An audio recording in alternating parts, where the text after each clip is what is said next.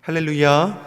하나님의 은혜와 평강이 우리 새벽을 깨어 예배하시는 성도님들의 심령과 가정에 충만하기를 소망합니다. 복음 전도에 힘썼던 바울은 재차 전도 여행을 통해서 양육에도 온 힘을 쓰는 것을 우리가 볼 수 있습니다. 바울은 1절에서 말씀하는 것처럼 에베소를 떠나 이 마게도냐, 빌립보, 데살로니가를 거쳐서 헬라, 고린도에 이르게 됩니다. 이 과정을 보면 그 1절에 무엇을 볼 수 있습니까? 바울이 제자들을 불러 권하군 후에 또 2절 말씀에서도 그 지경으로 다녀가며 여러 말로 제자들에게 권하고, 여기서 제자들을 찾아가 권면했다라는 것은 저들의 믿음을 굳건히 했다라는 것을 가리키는 것입니다. 즉 바울은 복음을 전하는 것만으로 그친 것이 아니라 한 사람의 사명자로 설 수 있도록 양육하였다라는 것을 우리가 알 수 있습니다. 늘 성령님의 인도하심 따라 전도지를 떠나서 또 새로운 곳에 가서 복음 전할 때 떠나기 전에 어떻습니까?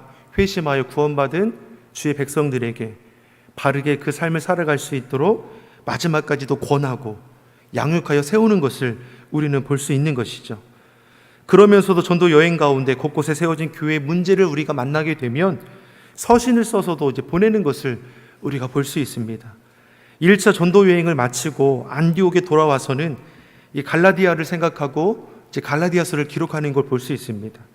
2차 전도 여행 때는 고린도에 머물면서 데살로니가로 또 서신을 쓰는 것을 볼 수 있습니다.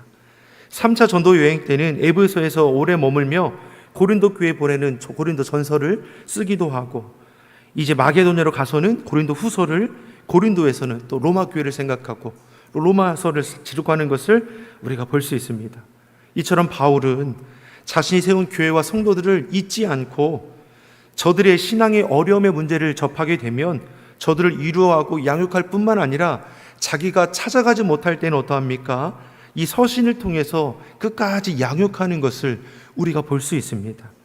신약 성경이 27권인데 그 중에 바울의 이름으로 기록된 것이 13권입니다.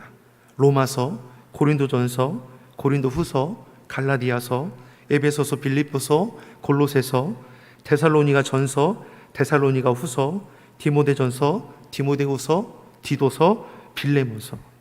놀랍지 않습니까? 하나님 앞에 헌신된 이 한 사람이 이토록 놀라운 일을 행하였다라는 것이죠. 바울의 헌신을 통해 곳곳에 교회가 세워졌고 주의 일꾼들이 세워졌습니다. 소아시아만이 아니라 유럽과 로마와 이태리까지 그의 복음 전도의 열정은 그치지 않은 것을 우리가 성경을 통해서 알 수 있는 것이죠. 사랑하는 성도 여러분, 성경은 바울에 대해서 우리와 같은 성정을 가진 자라고 했습니다. 다른 것이 있다면 변함이 없다라는 것이죠. 주의 복음을 전하는 일에 자신이 주님의 일을 위해 택함받은 종이라는 그 사실을 결코 잊어버리지 않는 것이죠. 그래서 서신을 통해서 늘 기록하는 것이 무엇입니까? 제일 먼저 자기는 예수님의 부르심을 입은 종이라고 기록되고 오직 예수님만을 증거한다라고 기록하는 것을 볼 수 있죠.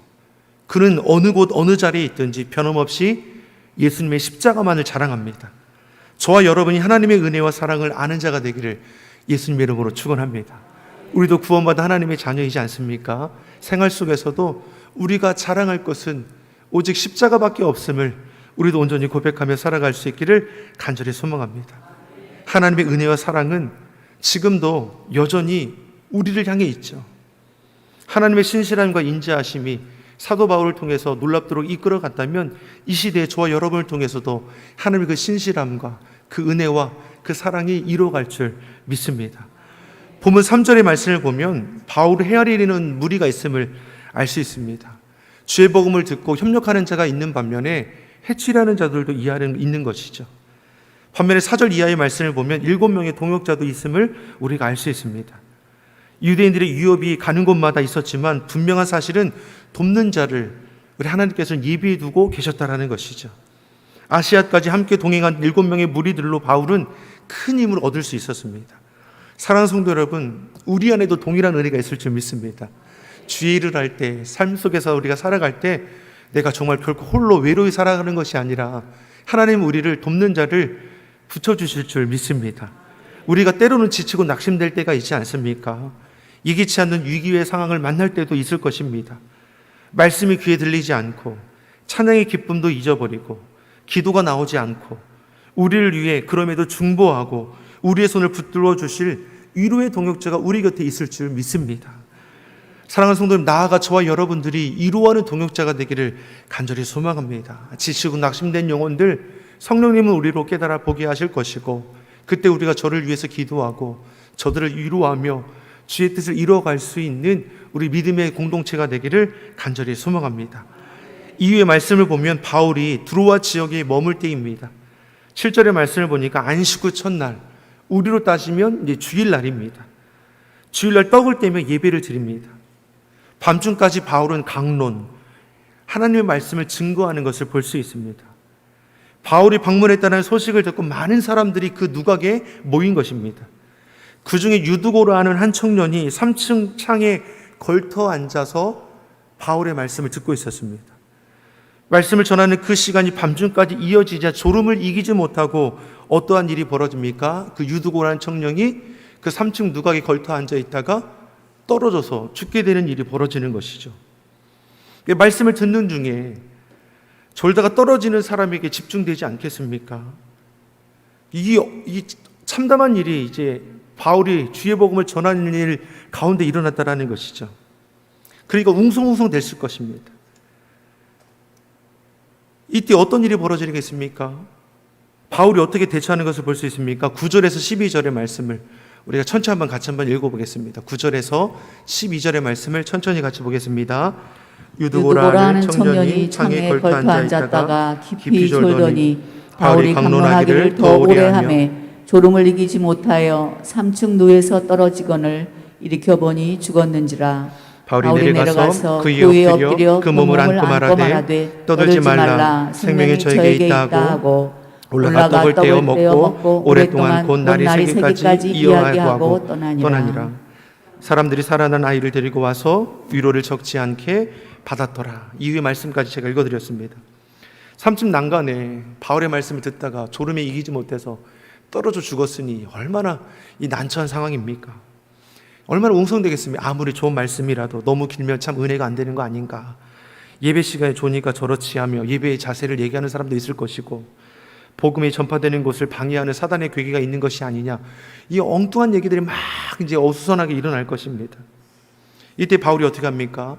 죽은 청년을 안고 말합니다. 떠들지 말라는 겁니다. 아직 목숨이 붙어 있다라는 것이죠. 분명히 죽었다라고 사람들이 보고 확인했는데 바울은 어떻게 말합니까? 떠들지 말아라. 아직 생명이 붙어 있다라고 말합니다. 자칫 혼란스러울 수 있는 그 위기 상황 속에서 어떻게 합니까? 성령의 그 강권적인 은혜 가운데 아직 그 생명이 끊어지지 않고 다시 살아나는, 소성케 되는 놀라운 그 은혜가 그 자리에 일어나는 것이죠. 그리고 어떤 일이 벌어집니까? 날이 새기까지 받은 은혜를 서로 나누는 일이 일어났다는 것입니다. 그리고 돌아갈 때 사람들이 살아난 아이를 보고 위로받았다고 했습니다. 바울을 통해서 하나님의 주의 복음이 증거되지 않았습니까? 능력의 말씀, 생명의 말씀이 증거되었습니다.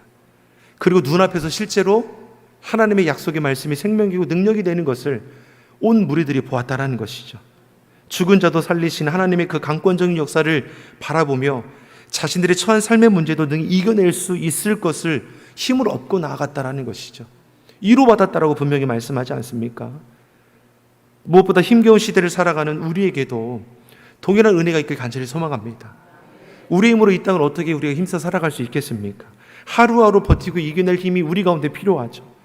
하나님께서 공급해 주시는 힘, 하나님의 지혜와 능력이 우리 가운데 필요합니다. 그래서 우리가 매일매일 하나님의 뜻을 구하는 것이죠. 장마 기간 가운데서도, 무더운 기간 가운데서도 이 새벽 가운데 우리가 나오는 것이 무엇입니까? 주의 은혜와 주의 뜻을 구하는 것이죠. 주의 뜻을 구하고 주의 뜻 가운데 참여하며 주의 역사를 이루어갔던 사도행전에 기록된 모든 믿음의 인물들의 기록이 믿는 저와 여러분의 기록이 되기를 예수님의 이름으로 축원합니다. 우리가 믿음으로 구하고 찾을 때 주님께서는 감당할 수 있도록 지혜 주셔서 분별케 하실 뿐만 아니라 능력 주셔서 기적과 같은 놀라운 역사도 이루어 가실 줄 믿습니다.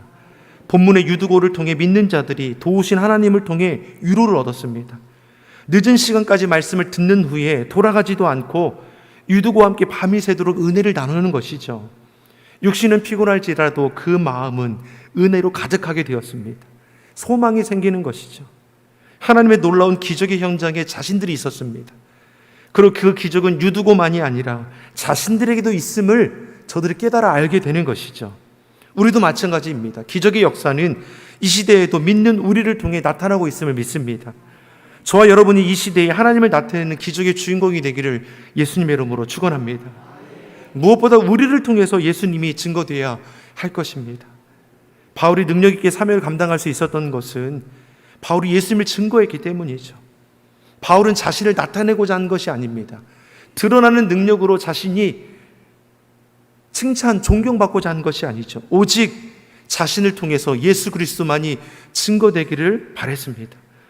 오직 예수님만, 주님만이 자신을 통해 선포되기를 원한 것이죠. 이는 신앙생활에 우리에게도 동일하게 적용되어야 합니다. 우리가 주님을 위해 일하지만 정작 우리 속에 주님이 없으면 우리 행하는 모든 것이 헛된 것임을 우리는 기억해야 할 것입니다. 우리의 열심과 수고를 통해 주님이 증거되어야 하는데 때로는 내 만족에 치우칠 때가 있다면 우리는 돌이켜 보아야 하는 것이죠. 오직 하나님께만 영광을 돌릴 수 있는 우리 새벽 예배자가 되길 예수님의 이름으로 축원합니다. 우리가 헌신하고 수고하고 열심 내는 것이 내 의를 자랑하기 위한 것이 아니라 내 수고를 통해서 하나님께서 기뻐 받으시고 하나님을 영화롭게 할 수 있는 우리의 헌신의 자세가 되어야 할 것입니다. 우리가 땀 흘려 수고하는 이유, 무더운 날씨에도 새벽을 깨워 주님 앞에 나오게 되는 이유, 바로 하나님을 기쁘시게 하기 위해서, 하나님이 주신 우리 약속의 말씀을 우리가 온전히 지켜 행할 수 있도록 힘써 나아가기 위해서 그런 은혜가 있음 우리가 잊지 않기를 바랍니다. 본문의 사도 바울이 그러합니다. 변함없이 한결같이 예수님만 증거합니다. 모든 영광을 오직 예수님께만 돌려드립니다. 주님을 향한 열정이 식어지지 않습니다. 바울의 열심을 막을 자가 없었습니다. 그 마음 가운데 있는 기쁨과 평안을 빼앗을 자가 없었습니다. 그러니 그 어떤 위기 상황 속에서도 주님을 위해 당하는 고난을 기뻐하며 참여하는 것이죠. 사랑하는 성도들은 우리도 우리 바울처럼 행하길 간절히 소망합니다. 한결같이 주님의 뜻을 품기를 원합니다. 모든 영광 주 앞에 올려드릴 뿐만 아니라 하나님을 향한 우리의 그 뜨거운 그런 열정이 식어지지 않기를 바랍니다. 그래서 날마다 열매 맺고 날마다 공급해 주실 그 은혜와 힘으로 오늘도 승리할 뿐만 아니라 주님이 부르시는 그날까지 사도 바울의 고백처럼 달려갈 길 다 가도록 믿음 지키는 신실한 주의 성도 되기를 예수님의 이름으로 축원합니다. 기도하겠습니다.